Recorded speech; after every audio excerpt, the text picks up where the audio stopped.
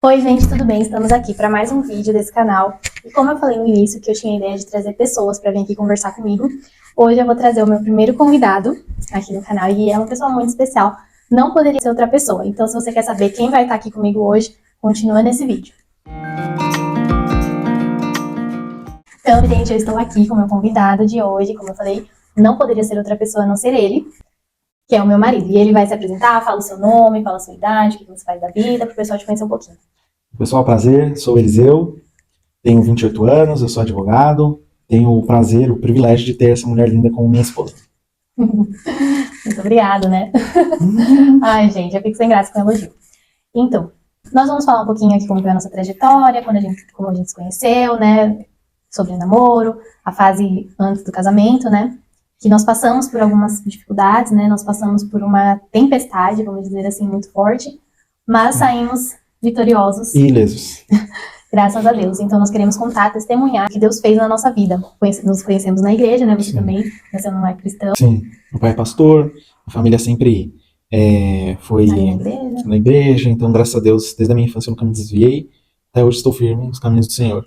E uma pessoa que tivesse a mesma fé que você também era o seu requisito, né? Sim, sempre foi. Né? Pra mim também, não tem como a gente pensar em outra coisa. Então a gente se conheceu e deu tudo muito certo, combinava em muitas coisas, né? A gente teve muita afinidade já de cara. Sim. E Deus foi abençoando, a gente via que realmente Deus estava no negócio. O nosso namoro, desde o início, tinha um objetivo de um casamento. Sim. Nunca foi assim, vamos ver no que vai dar, né? Nunca foi um test drive de nada, não. A gente tinha muito claro que nós iríamos nos casar, que essa era a vontade de Deus e a nossa. Aconteceu algo inédito, assim, na nossa geração, né? Na nossa época, que foi uma pandemia, e a gente não sabia lidar com isso, muitas pessoas. Tudo começou a mudar, mesmo assim a gente estava lá, não paralisamos em nenhum momento, né? Os nossos planos de casamento. Sim. Foi em agosto, faltando menos de 4 meses para o casamento, eu peguei Covid. Comecei a ter sintomas, desconfiei que poderia ser Covid. Meus pais também começaram a ter sintomas, a gente foi para o hospital. Fizemos o teste, deu positivo.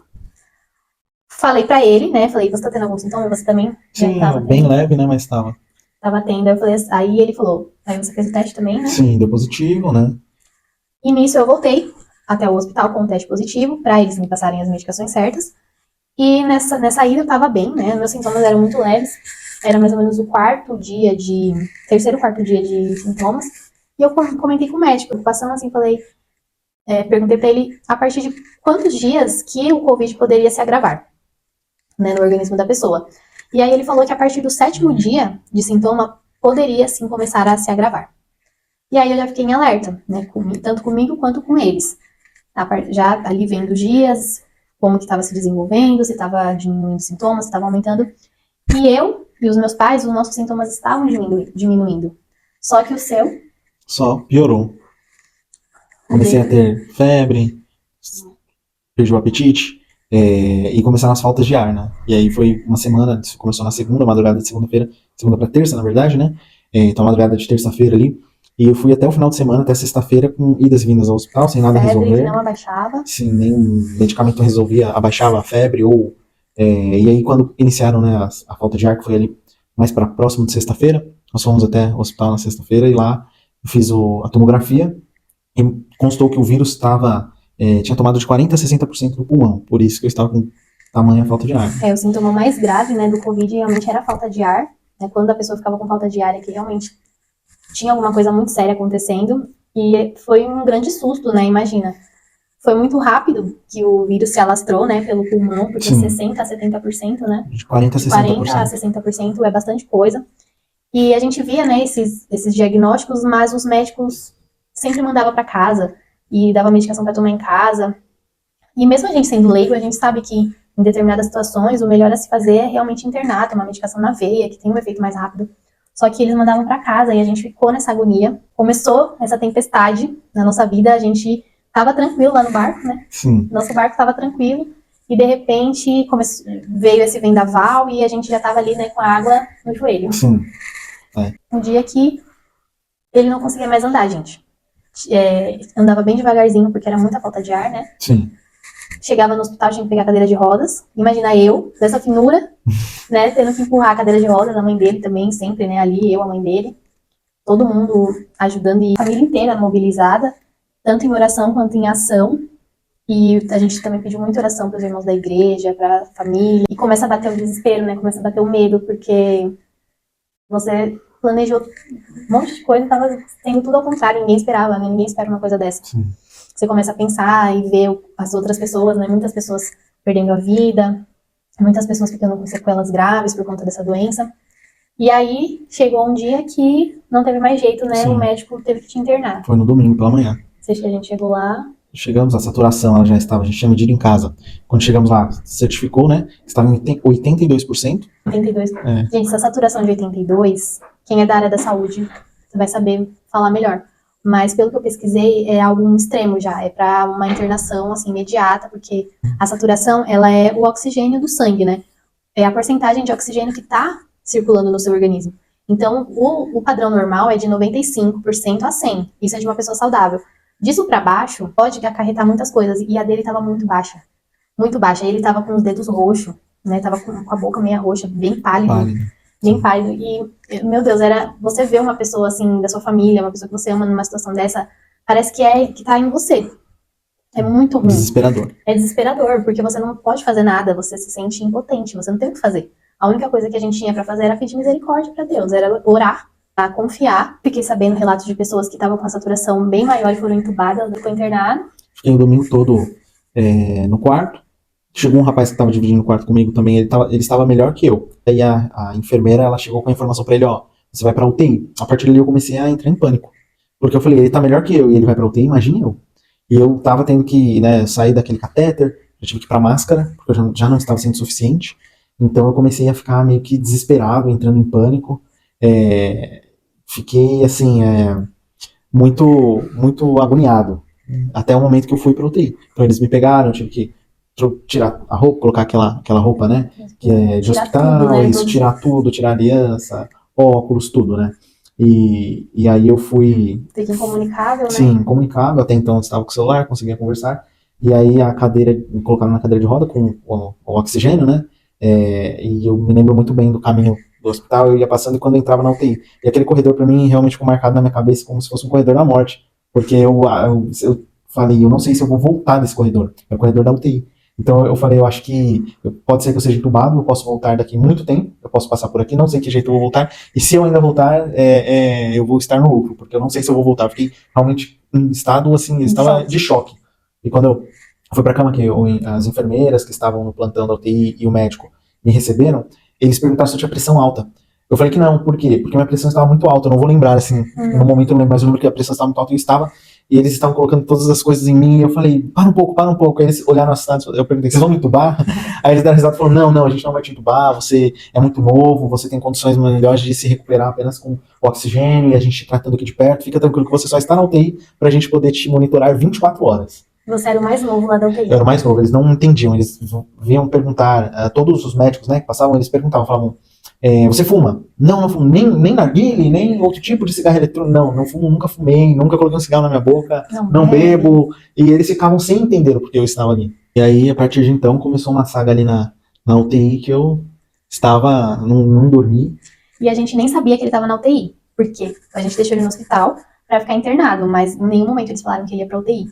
E aí, do nada, ele me mandou uma mensagem, né? Porque você conseguiu uma enfermeira que era conhecida. Deus colocou Mariana, Deus colocou essa enfermeira lá pra ajudar mesmo. Aí ela me avisou, falou, ó, ele tá na UTI, mas ele tá bem, assim, né? Na medida do possível. É só mesmo pra cuidar melhor dele, pra ter uma atenção melhor. E nisso eu já avisei a família dele também. Falei, ó, eles vão ligar, vão falar que ele tá na UTI, mas não precisa se assustar, né?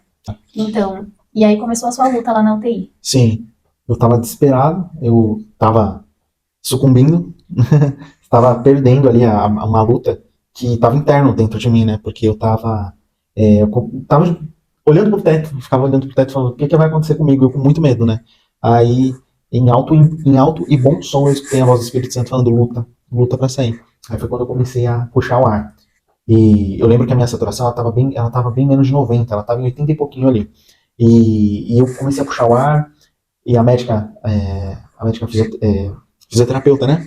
Ela sempre passava. Então ela sempre passava para verificar como estava a saturação. E puxando o ar, e cada vez que ela passava, ela tomava um susto. Ela falava, nossa, você melhorou. Vamos tirar a máscara, vamos colocar apenas a mangueirinha, né, que é o catéter. Em nenhum momento você se entregou, pelo Não, eu não me contrário, entreguei. você lutou, né? Sim. Começou a lutar pela sua recuperação, né? Sim, eu lutei muito, puxava o ar e fazia os exercícios, né, que ela pediu para fazer, de respiração, não parei. Lembro que no primeiro dia de internação, a gente não sabia que era UTI, e quando a pessoa fica no quarto, eu acho que até na UTI também, eles pedem pra levar itens de higiene, coisas assim. Aí eu fui com a mãe dele no mercado pra gente comprar. Aí ela foi comprando as coisas, pegando as coisas, aí a gente foi organizar pra levar. Aí ela falou assim, tava colocando um monte de coisa assim. Ela falou, não, eu não vou colocar tudo isso, porque meu filho não vai ficar lá esse tempo todo. Vou colocar menos. Aí eu falei, isso aí, com certeza, né? Vamos usar a nossa fé. E assim, a mãe dele, né? A família toda, a gente orando muito esse tempo todo. Só que a gente ainda não acreditava que ele ia sair de lá rápido, porque pela situação que tava, né? A gente pensou que, no mínimo, ele ia ficar uma semana internado, né? Sim, eu também, né? Eu achava que. Eu sempre tava perguntando para as enfermeiras, mas se eu sair daqui, eu ainda tenho que ir pro quarto para depois ter alta. Não, se o médico te der alta, você já pode ir pra casa mesmo, né? Eu falei, nossa, então é o que eu quero. Eu quero sair daqui o quanto antes. Eu vi pessoas lá morrendo, pessoas agonizando. É muito Sendo difícil. entubadas. Sim, pessoas sendo entubadas, pessoas passando assim. Eu queria sair de lá o quanto antes. É um ambiente terrível, né? Sim, terrível. Espiritualmente, é algo Pesado. sobrenatural, né? Muito pesado. Até que chegou A terça-feira, e o médico me deu alta, né? Ligou pra minha família, pode buscar. Eu fiquei apenas 1 dia e meio na UTI. Isso foi um milagre. Sim, a minha saturação já estava muito boa, né? Eu ainda andava devagar, mas assim, eu não tinha mais Não falta de precisava ar. mais de oxigênio, Sim, né? Não não precisava precisava. de cadeira de rodas, né? Sim, eles queriam me dar cadeira de roda pra eu falar, não, tô bem, pra mostrar pra eles, falar, não, então volta. Tava com muito medo. E pra gente ver, né, como a gente é falho, porque quando a mãe dele ligou pra mim, né, pra avisar, pra falar que ele tinha tido alta, ela ligou e falou, vamos buscar o Eliseu? Aí eu falei, buscar o Eliseu? Aí ela falou, ele tá de alta. Aí eu falei assim, mas ele tá bem mesmo? Ele tá bem? Eles não estão liberando ele ruim, não? Porque foram tantas idas e vindas antes. Porque a nossa fé é tão pequena, né, a gente é tão incrédulo às vezes, a gente não acredita que Deus pode fazer algo assim, da noite pro dia. E aí eu fiquei com medo dele estar, do hospital tá querendo só liberar o leito e mandar ele pra casa doente ainda, mal ainda, e ele piorar. Mas não era coisa dos médicos, era coisa do médico dos médicos mesmo. Era a mão de Deus que estava fazendo um milagre ali na vida dele. Sim. E você teve uma experiência lá dentro do hospital, né? Sim, dentro da UTI. Quando eu entrei no banheiro pra tomar banho, fui batizado com o Espírito Santo. Foi algo muito sobrenatural. Foi nesse momento que você foi curado. Sim, tenho certeza disso. Né? E minha recuperação foi assim, muito rápida mesmo. Foi a mão de Deus. Né? Eu escutei a voz do Espírito Santo em alto e bom som no meu ouvido, falando. Né? Isso é algo sobrenatural. Sim. E aí ele saiu da UTI, ele foi pra casa, né? Ficou ainda... Fiz fisioterapia. Fez fisioterapia respiratória, Precisei de um tempo para me recuperar, aos poucos, né? Mas não tinha mais falta de ar, Sim, né? A saturação estava boa. Para quem entrou, ele entrou na UTI de cadeira de rodas, de oxigênio, e saiu andando com as suas próprias pernas, em pé, né? Você falou que não sabia como que você ia sair de lá. Sim, eu não sabia se eu ia voltar naquele corredor. Eu nunca mais quero voltar naquele lugar. É horrível. Tempestade, Deus deu um basta, né? Na tempestade. Sim. E é o que Deus sabe até onde a gente pode suportar, né? Então ele abreviou o nosso sofrimento ali. Sim. E a gente voltou para o nosso objetivo, porque a gente estava vivendo naquela época, que era, né, os preparativos do casamento. E a gente ficou até pensando, meu Deus, já pensou se ele fica com alguma sequela? Sim. Com alguma coisa? Mas graças a Deus. Nem emagrecer, você emagreceu, né? Sim, continuei em forma. Em forma, não precisou mexer no terno, né? Sim, não precisou. O casamento aconteceu, né, pra glória de Deus. Deu tudo certo, a gente não precisou adiar a data, nem por causa da pandemia, nem por causa do Covid que ele pegou, nem por causa de nada. Nós estávamos ali com a nossa família, com os nossos amigos. Ainda estava dentro da pandemia, mas ninguém pegou Covid no nosso casamento. Sim. O Covid não entrou lá, de forma alguma. Sim. Ficou da porta para fora. E não tem o que falar, é só agradecer mesmo a Deus. Sim. Né, porque realmente você nasceu de novo, né? Sim, que fique este testemunho aqui para edificar a vida de muitas pessoas, porque o nosso Deus é o mesmo ontem, hoje e sempre será. E eu só tenho gratidão a Deus pela cura que eu tive, livramento e coisas que a gente tem diariamente, né? Livramentos diários. Deus é muito, muito bom para nós. Só temos gratidão. A palavra gratidão é pouca, né? Para expressar quão gratos somos. Sim. E nosso casamento é um projeto de Deus. Deus, ele não une pessoas, né? Ele une propósitos. E hoje em dia, muitas pessoas não incentivam mais o casamento, né? Muitas pessoas não acreditam mais nessa instituição, Sim. né?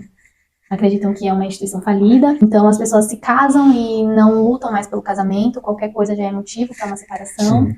As pessoas muitas vezes se frustram com o casamento e eles querem jogar isso para as outras pessoas e falar que nenhum homem presta, nenhuma mulher presta.